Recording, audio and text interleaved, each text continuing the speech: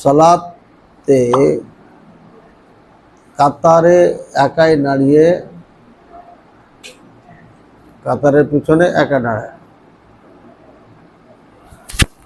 সামনে কাতার পূর্ণ আছে, পিছনে একাই দাঁড়ানো সালাতে এই অধ্যায়। এখানে হিলাল বিন আসাফ রাহিমাহুল্লাহ তিনি বলছেন, জিয়াদ বিন আবিল জাদ তিনি আমার হাত ধরে, রাক্কাতে ছিলাম, রাক্কা একটি জায়গার নাম, আমাকে নিয়ে গেলেন একজন শাইখের কাছে, যে শাইখের নাম ছিল কি ওয়াবেসা বিন মাবাদ রাদিয়াল্লাহু আনহু, সাহাবী, বনি আসাদ থেকে। এরপরে জিয়াদ ওনার কাছে নিয়ে যেয়ে বলতে লাগলেন যে একজন মানুষ নামাজ পড়েছিল একা একা, এবার বলতেছে আর শাইখে শুনতেছেন, মানে ওয়াবেসা রাদিয়াল্লাহু আনহু শুনতেছেন। ফাআমারাহু রাসূলুল্লাহ সাল্লাল্লাহু আলাইহি ওয়াসাল্লাম আন ইউঈদা সালাহ, রাসূলুল্লাহ সাল্লাল্লাহু আলাইহি ওয়াসাল্লাম তাকে সালাত পুনরাবৃত্তি করতে বললেন, অর্থাৎ পুনরায় পড়তে বললেন। এখন এই কেউ যদি একা একা সালাত পড়ে নেই, তাহলে তার সালাত হবে কি হবে না, এই নিয়ে ওলামায়ে কেরামের মধ্যে মতনৈক্য। একদল ওলামায়ে কেরাম বলেছে এটা মাকরুহ, আর একদল ওলামায়ে কেরাম বলছেন না, চলবে না। যারা মাকরুহ বলেছেন তাদের নাম উল্লেখ নেই, তবে যারা চলবে না বলেছেন তাদের নাম উল্লেখ আছে। ইমাম আহমদ রাহিমাহুল্লাহ, ইসহাক বিন রাহওয়িহ রাহিমাহুল্লাহ, এই দুইজনে বলছে না, সালাত আবার পড়ে নিতে হবে, চলবে না। আহলে ইলমদের আরেক দল ওলামায়ে কেরাম বলছেন যে হয়ে যাবে, সমস্যা নেই। যারা হয়ে যাবে তারা হচ্ছে সুফিয়ান সাউরি রাহিমাহুল্লাহ, ইবনুল মুবারক রাহিমাহুল্লাহ, ইমাম শাফিঈ রাহিমাহুল্লাহ। তাহলে বড় বড় বিদ্বানদের মধ্যে এখানে নাম যাদের জানি আমরা, তারা দুই দলে বিভক্ত হয়েছে। এক দলে হচ্ছে হবে না, পুনরায় পড়ে নিতে হবে, আর এক দল বলছে হয়ে যাবে, আর এক দল বলছে হবে কিন্তু মাকরুহ, হবে কিন্তু মাকরুহ। এই হলো অবস্থা। কুফাবাসীরা তারা আবার বলেছেন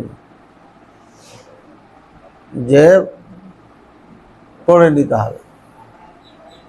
এগুলো হলো মদিনা আহলে হিজাজ অর্থাৎ মদিনা মক্কার ওলামায়ে কেরামদের মত এখানে তুলে ধরা হলো। এখন কুফাবাসীকে যেহেতু আলাদা করেছেন ইমাম তিরমিজি রাহিমাহুল্লাহ, বোঝা যাচ্ছে কুফাবাসীদের মধ্যে আলাদা কিছু মত ছিল। তাদের এক মত ছিল ইউঈদ, সালাত আবার পড়তে হবে। আর এর পক্ষে ছিলেন হাম্মাদ বিন আবি সুলাইমান, ইবনু আবি লাইলা ওয়া ওয়াকি', এই তিনজন ছিলেন। ঠিক আছে, তাহলে বোঝা যাচ্ছে যে এখানে পুনরায় পড়তে হবে। এটা ইমাম আহমদ ইসহাকের সাথে মিল খেয়ে গেল কুফাবাসীর এই মতটা, কুফাবাসীর এই মতটা মিল খেয়ে গেল।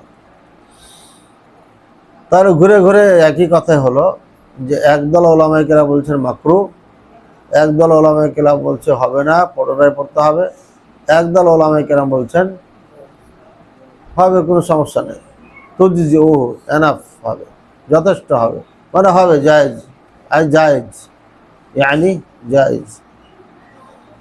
তাহলে এখন ফয়সালা কি? তাহলে ফয়সালা কি এটা দেব। ফয়সালা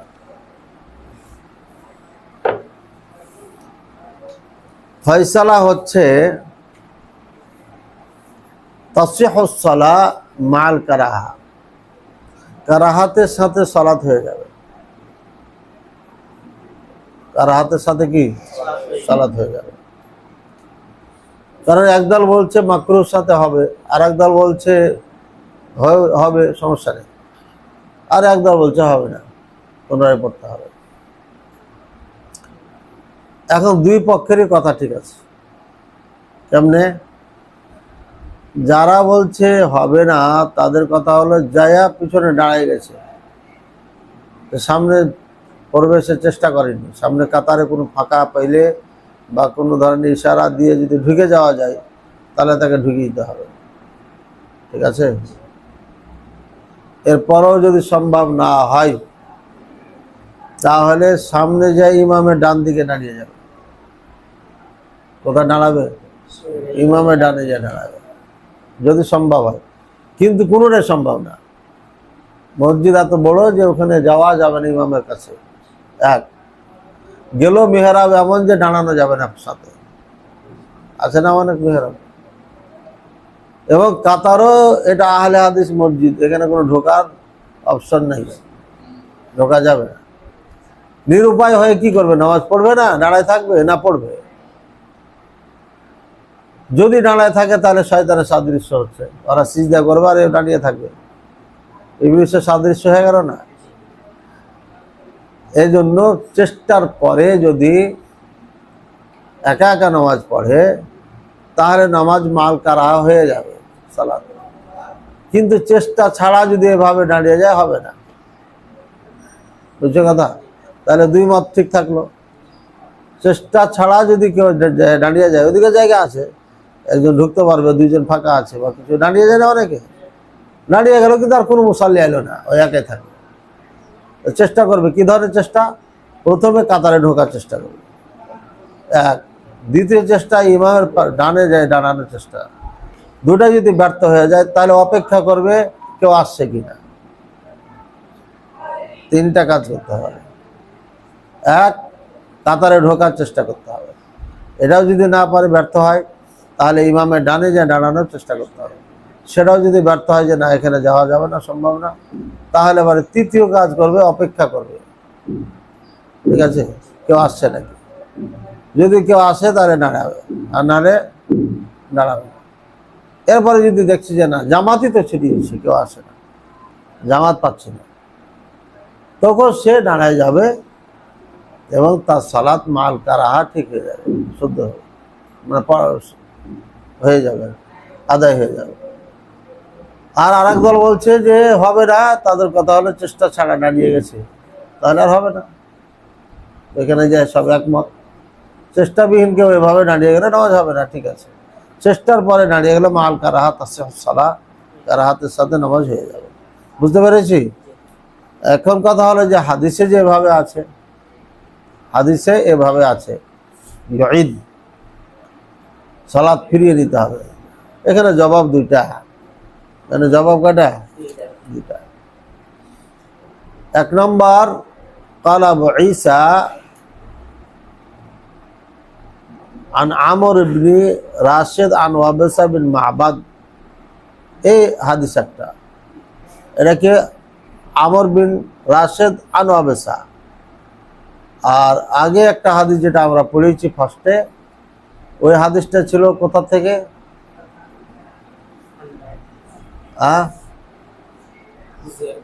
হাদিস ওয়াবেসা বিন মাহবাদ আর হাদিস হুসাইন আন হেলাল বিন ইয়াসাফ। এই দুটার মধ্যে ওয়াবেসার হাদিস হচ্ছে বিশুদ্ধ হাদিস, বেশি ভালো। এখানে বলা হয়েছে ঈদ আর সালাত, সালাত কি করবে? পুনরাবৃত্তি করবে।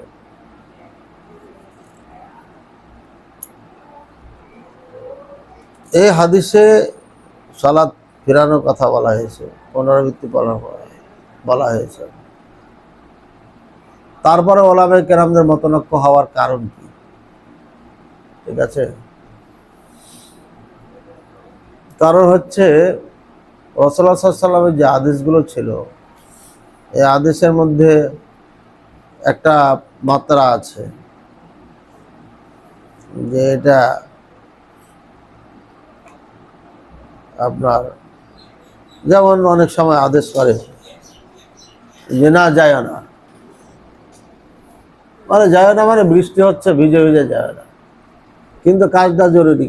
যদি চলে যায় কোনো ছাত্র, শিক্ষক বলছে না যায় না, বৃষ্টি হচ্ছে, কিন্তু যদি সে চলে যায় তাহলে পরে শিক্ষক তাকে শাস্তি দিবে না বা পিতামাতা শাস্তি দিবে না, বরঞ্চ অনেক সময় খুশিও হতে পারে। তো নিষেধ, এটা কি নিষেধ? কেমন নিষেধ? এটা কি হারাম পর্যায়ের? এটা চলবে না, হবে না, এরকম কিছু না। যার কারণে ওলামায়ে কেরাম দেখেছে এই হাদিসের মান সব কিছু মিলে যে না সালাত হবে, কিন্তু মাল কারাহা হবে। ঠিক আছে, মাল কারাহা এই জন্য হবে যে রাসূল সাল্লাল্লাহু আলাইহি ওয়াসাল্লাম এখানে আদেশ আছে, তারপরে সেখানে সালাত পড়া, এই কারণে মাল কারাহা সালাত হয়ে যাবে। ওলামায়ে কেরাম এই কথাই বলেছেন। কাজে আমরা ওলামায়ে কেরামদের এই কথাকে মানছি এই জন্য যে তারা সবগুলো হাদিসকে সামনে রেখে ফয়সালা দিয়েছেন। এবং ইমাম তিরমিজি রাহিমাহুল্লাহ এগুলো উল্লেখ করে দিয়েছেন। পরবর্তীতে কেউ এসে ব্যাখ্যা করে উল্লেখ করেছে এটা না, মানে তিনি নিজেই উল্লেখ করেছেন। সুতরাং ওলামায়ে কেরামের মধ্যে যে দ্বিমত আছে, প্রেক্ষাপট এমন যদি হয় তাহলে পরে একা সালাত পড়বে, মাল কারাহা সালাত হয়ে যাবে। এটাই ফতোয়া, এটাই কি ফতোয়া। এখন কেউ যদি বলে যে না আমি পড়বো না, আমি একা একা পড়বো, তাহলে জামাত শেষ হওয়া পর্যন্ত অপেক্ষা করবো। এখানে একটা সমস্যা আছে, যেহেতু সে মসজিদে প্রবেশ করে ফেলেছে আর সবাই সিজদায় যাবে, রুকুতে যাবে, আর সে দাঁড়িয়ে থাকবে, এটা খারাপ দেখায়। আবার সে অন্য নামাজ পড়বে, সালাত পড়বে, নফল বা ফরজ, সেটাও যাবে না, অন্য হাদিসে নিষেধ আছে। তো সব মিলে শয়তানের সাদৃশ্য থেকে বাঁচার জন্য সে সালাতে অংশগ্রহণ করবে এবং এই সালাত তার মাল কারাহা হয়ে যাবে। সামনের থেকে টেনে নিয়ে দাঁড়াবে, তাইলে তাকে ঝামেলা শেষ হয়ে গেল। সামনের থেকে টেনে নিয়ে পিছনে নিয়ে আসা, এটা আরো জুলুম, আরো বড় অন্যায়। এই জন্য যে যখন মাঝখান থেকে একজনকে টান দিয়ে দাঁড়াবে, ওই জায়গাটা ফাঁকা হয়ে গেল, তাহলে পুরো কাতারকে হিলানো হলো, খুশু খুশু সবার একাগ্রতা নষ্ট হলো। আর যে ব্যক্তিকে টানা হবে অত অবস্থা আরো খারাপ। এখন তো ইসকনেরা মসজিদে ঢুকে মারামারি করছে, ঠিক আছে, ওর নামাজ এখনকার বর্তমান সময়ে পুরাটাই শেষ। যদি ইন্ডিয়া হয় তাহলে পুরাটাই শেষ, আর বাংলাদেশে হলে কনফিউশনে পড়ে যাবে যে কি বা ঘটছে, ঠিক আছে। কাজে আরো অর্ধেক নামাজ শেষ। আরে জায়েজ নাই, কাতার থেকে টেনে নিয়ে এসে খাড়ো করা, এটা কি নাই? জায়েজ নাই, একটা জায়েজই নাই। এটা তো জায়েজ আছে, ওটা জায়েজই নেই, এই জন্য ওটা করা যাবে না, ঠিক আছে। আচ্ছা, এখানে কি লিখছে এরা?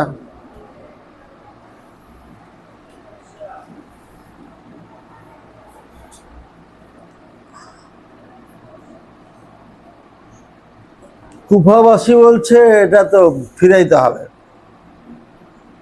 আলী আদ আইন্দা আহমদ রহিমাহুল্লাহ লিবুতর সালাহ আইন্দানা লিআদাই সালাহ বিল কারাহাতি তাহরিমান লা ইউকাল ওয়ালা ইউকাল ইন হাযা ইআদাতু সালাহ বাল হাযিহি সালাহ লিতাকমিল সালাতিল উলা হাত্তা লা ইয়াজুজু লিআহাদিন আন ইয়াক্তাদিয়া বিহা বিহাযা আর-রাজুল।